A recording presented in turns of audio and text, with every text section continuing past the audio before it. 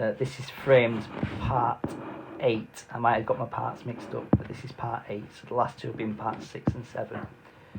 25th of April. Cars today: Ford Scorpio, Sergeant Hunter. Jaguar XJ 4.2 V8 Sovereign, registration IN5, UR3, looks like insure. Barry and Tone from the insurance. Weather: damp, turning wet later. Note: sometimes your friends are enemies in disguise. Another lesson that the turtles can teach us is that anyone can make a mistake. For instance, in Notes from the Underground, 3 rock-eating monsters chase the turtles down a tunnel where they find an underground city. There's a mysterious entity living there who rescues them from the monsters. So understandably, the turtles think he's on their side. But really, he's got a plan of his own, which is to keep the turtles in the underground city forever. They have to fight their way out when he attacks them with intelligent magma.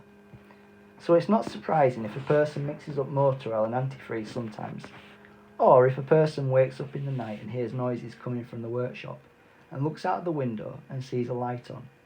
It's not surprising if that person just thinks that his dad is outside, spraying the Mini Cooper a different colour from racing red. That would be an easy mistake to make, and the person might not even know it was a mistake until he came down the next morning and found his dad talking to Police Sergeant Hunter about how someone had stolen the Mini. Sergeant Hunter looked at me and said, "Did you hear anything, young Dylan?" "Yes." "What?" I told him all about the light being on and the door being open. "Well, what time was this?" "It was 3:15, and about 10 minutes later I heard the engine start up." Dad was amazed. He said, "And you didn't say anything? I thought it was you doing a respray." "Why would I start the engine up if I was doing a respray?" "I don't know, maybe if the paint was wet, you could take it for a drive and that would help it dry quicker." Dad rolled his eyes. We went to school. Minnie was pure delighted that someone had actually done a crime in Manord. "Crimes usually come in waves," she said. "This is only the beginning." All the way to school she kept staring into people's faces, trying to see if they were the criminal type. "The thieves may well still be among us," she said. As soon as she got to school, she started telling everyone about it.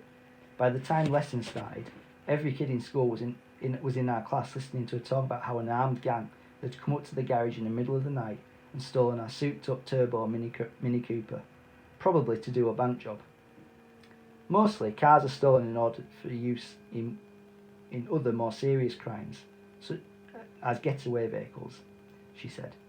"Our Mini is probably burnt out on a bypass in Birmingham now." Then she went on to tell everyone how I'd looked out the window and mistaken these armed master criminals for my dad. Everyone laughed.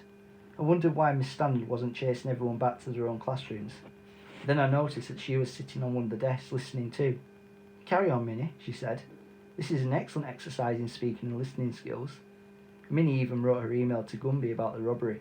In the afternoon I got an email from George. "Dear Dylan, thank you for your last email, which was quite dull.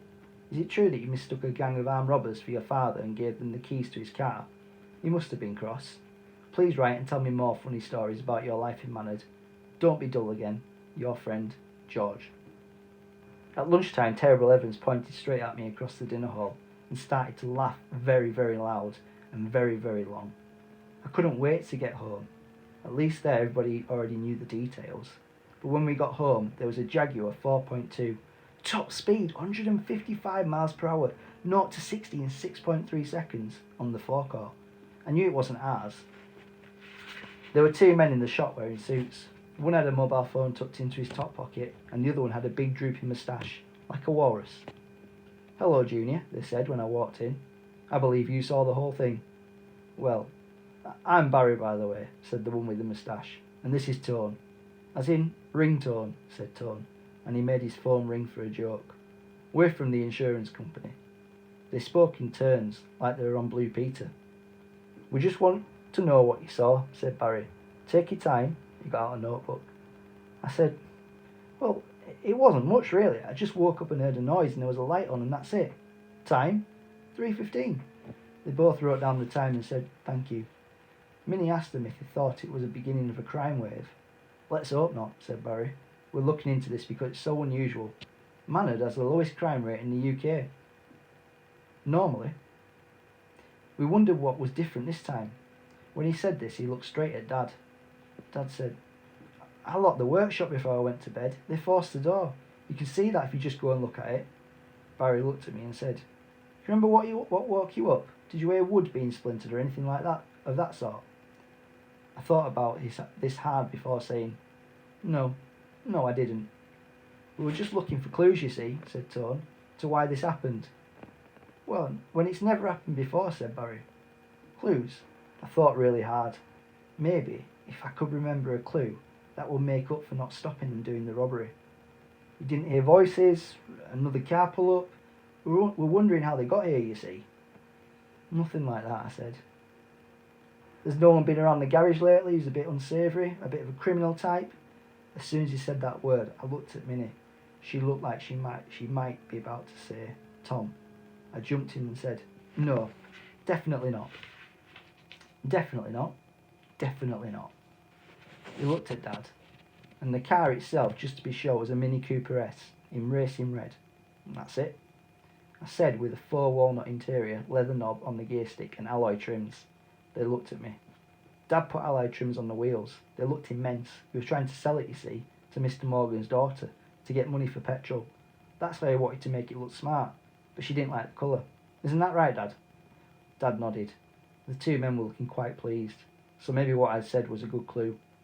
Any questions? Said Barry. I said, Is it true that the Jaguar's got height sensors that lowers the ride by 15mm at speeds of over 100 miles per hour, including aerodynamic efficiency, vehicle stability and fuel economy during the high-speed cruising? We don't know, said Tone. It's illegal to go over 100 miles an hour, and we never do anything illegal. They thanked me anyway and told me to ring if I thought of anything else. Barry gave me a pen with his phone number on the side in gold writing. What a nice man. After they'd gone, Dad went into the workshop, even though everyone in Manor knew there was no car up there to work on. When Mam took a cup of tea out to him, he wouldn't let her in. He still hadn't come out when I went out to chase the hens back into their rabbit hutch. I was about to go in when the door in the workshop opened, and Dad stood there looking at me. And I said, Night then. He said, Night, son. It didn't look like he was going to say any more, so I said, Dad, I'm really sorry I didn't realise they were robbers. He still didn't say anything.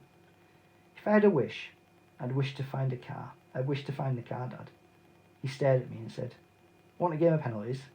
How random is that? I couldn't have been more surprised if he'd asked me to do an oil change. I mean, he does play penalties with me sometimes, but only if I've asked him about a gazillion times. He went in goal for the first 10, then I went in for the next 10. Then we swapped back and then back again, and we kept going until we couldn't see the ball anymore. Just a pale smudge in the dark. It was completely hectic, and I won 83-77. Then we sat on the step for a while, looking at the moon moving through the clouds. He said, You know, if you go anywhere on a train, you should always take a zebra with you. What? It's about probabilities. You know insurance companies? They make their money by working out how likely it is that something's going to happen. For instance, everyone has to pay car insurance because it's quite likely that one day you'll crash your car. Say it's 100 to 1, but if you go on a train, the chance is slimmer, like 1,000,000 to 1. But the chances of a zebra being hurt on a train are almost non-existent. Zebras are almost never hurt on trains. So if you go on a train, take a zebra and you won't get hurt. Understand? Not really. What I'm saying is, look after yourself, okay? It seemed like a bit of a roundabout way of saying it, but it was definitely a one for the scrapbook night. The penalties were so surprising that I wasn't as surprised as you'd think when I came down next morning and found that Mam was already up and that Dad had gone away.